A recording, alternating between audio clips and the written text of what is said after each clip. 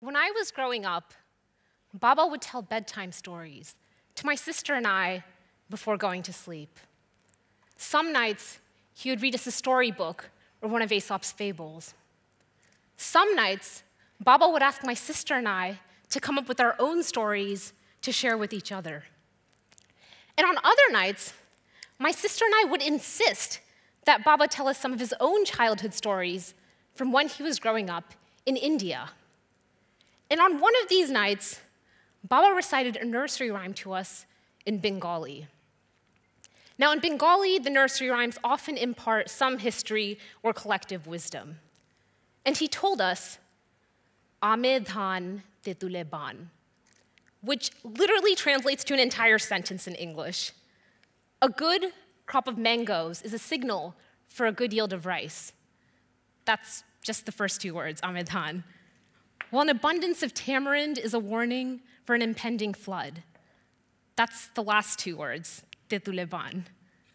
Now, my grandfather was a professor, and my grandparents' parents were in business and medicine. So if you're wondering why my father recounted the phrase to me as a young child nestled in suburban Austin, Texas, I was wondering the same thing. But it turns out that those 4 words encapsulate a whole history passed down from generation to generation. That farming in a rich river basin, my ancestors knew very well the difference between a good monsoon and a disastrous rain, and had come up with a heuristic, which is essentially a simple empirical rule for making forecasts. Now today, we may call this approach a superstition and consider it to be flawed for making decisions. Today, standing at the cusp of the 4th industrial revolution, in an age of increased automation and big data, we may put our faith in new age tools like machine learning and artificial intelligence to make decisions. But I'm not so sure we should. So let's take a step back. My ancestors formed those couplets according to a scientific method. They utilized the power of observation in a few parameters to make generalizations. They recorded observations on harvest yields and water elevation levels year after year, developed hypotheses, and tested them, allowing for broad deductions. Now these couplets, these heuristics, have been passed down in the family for centuries, making statistical predictions long before the world knew a subject called artificial intelligence. But before we get too far into AI, let's take another step back. How did we come to make decisions in the way we do today? So let's travel back 2 million years. Almost 2 million years ago, our ancient ancestors made a pivotal development in human evolution. They began turning their predators into prey by inventing a set of strategies and tactics known as hunting. Now, hunting required our early ancestors be vigilant of their surroundings to utilize the terrain to their advantage. It required our early ancestors be agile, to adapt quickly. And it also required our early ancestors understand the behavior of their prey to recognize their strategies to overcome them. This meant skills like memory and cognition. So it was through their ability to detect patterns that humans realized they didn't need to outrun their prey. If they dug a hole big enough and covered it with shrubbery, they could trap their prey without running the risk of a counterstrike. And so the power of observation allowed humans to develop strategies for survival, test them out in the wild, and sometimes die in the process, but nonetheless study their effectiveness. Hunting led to constant adaptation, and that was ultimately transformative in human development. The decisions that worked were those that led to survival, and the decisions that didn't were those that caused death. Humans learned to make decisions that reduced harm. Today, our decisions are increasingly being outsourced to computer algorithms. Machine learning is heralded as the ultimate tool for disrupting and transforming entire industries. But recognize that machine learning also forms generalizations based on observations we call data. And like superstitions in other ancient heuristics, it forms generalizations based on the data the algorithm is trained on. So if the data is tainted, then the learning is flawed, and recommendations may be problematic. A hunter who gets a heuristic wrong may bear the cost only to him or herself. But given the scale of machine learning applications in medical diagnoses, financial decisions, agricultural planning, employment screening, the consequences of any single blip are immense. Dan Mervish, Huffington Post blogger, analyzed stock market data back to 2008. And he found a funny trend. Whenever Anne Hathaway, the actor, was in the news, Warren Buffett's Berkshire Hathaway stock went up. How is this even possible? Well, the culprit, as many have identified, may be machine learning. You see, sentiment analysis using AI is a big industry. You identify some typical words embedded in textual writing and label the sentences to be either positive or negative. And after some training, voila, AI starts assigning sentiment scores to sentences. Today's automated stock trading scans through thousands of news articles in a fraction of seconds, distilling key sentiment information to make buy versus sell decisions. And that's how what's good for Anne Hathaway may end up being good for Berkshire Hathaway. Though the Hathaway mix-up appears to be innocuous, in reality it's highly problematic. Anne Hathaway's name was associated with a positive sentiment score, thereby producing a positive effect on Berkshire Hathaway stock. But on the flip side, there are names linked to race or ethnicity that have negative sentiment scores.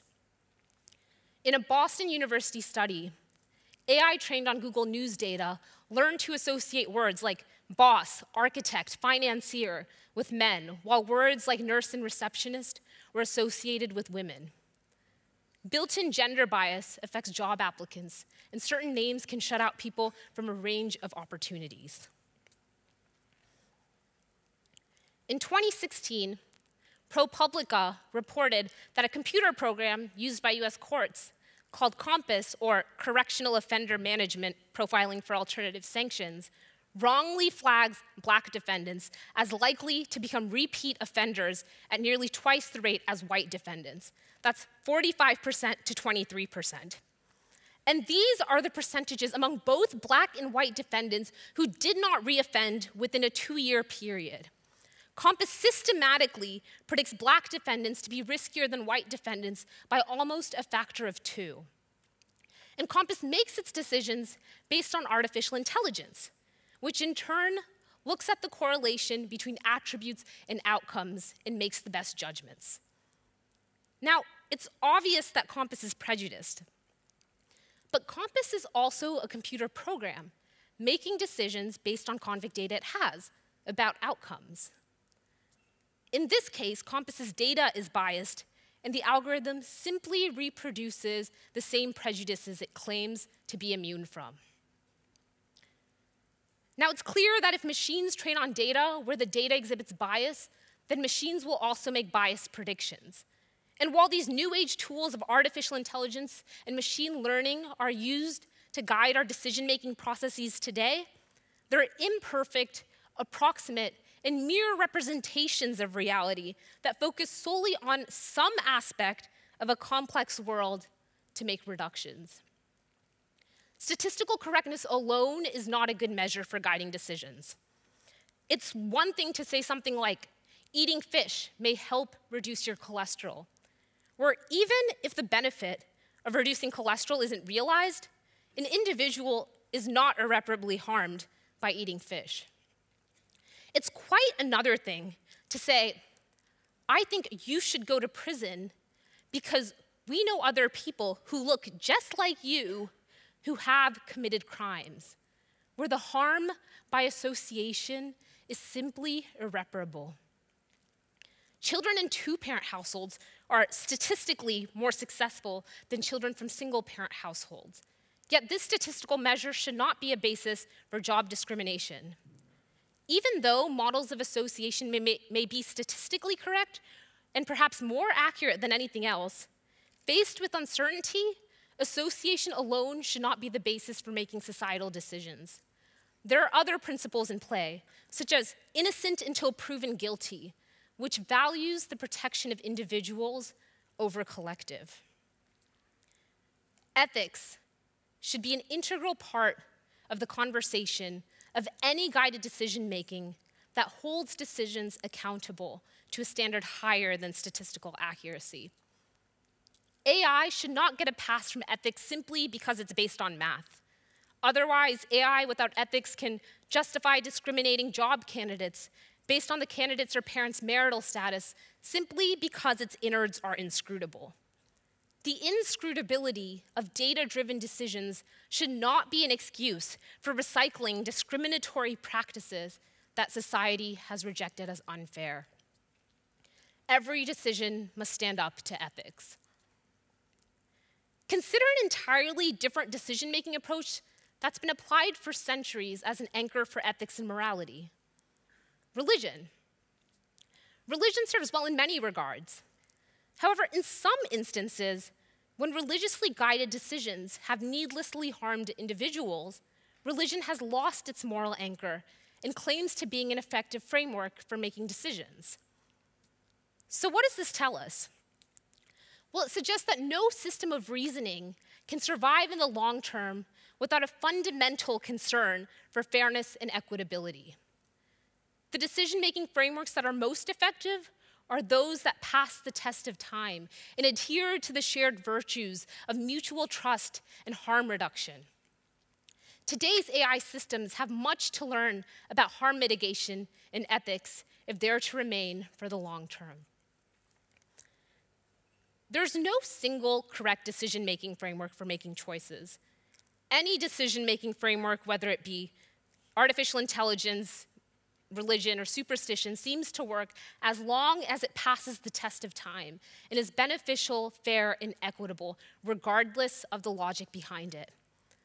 And that's why couplets in Bengali predicting the intensity of monsoons, or phrases in Swedish such as peppar peppar, I apologize for my pronunciation, have survived past the Renaissance, the Reformation, scientific revolution, industrialization, and secularization. Data-driven decisions at their core are designed to bring efficiency, deliver the greatest goods to the greatest numbers at the lowest cost. But those decisions also have to serve individuals in a society.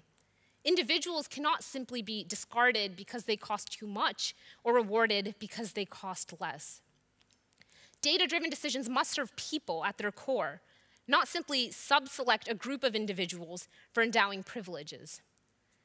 And that's why, as we examine new decision-making frameworks, it's important more than ever that ethics should remain at its core. If ethics is ignored, then these new age tools of artificial intelligence and data-driven decisions will not survive in the long term in a way that many superstitions and traditional wisdom have. There's a proverb in Bengali which translates to, have all the facts, but also have the wisdom to know which ones to apply. The problem isn't with the fact that we don't have enough tools in the toolbox, it's knowing which ones we should use. Thank you.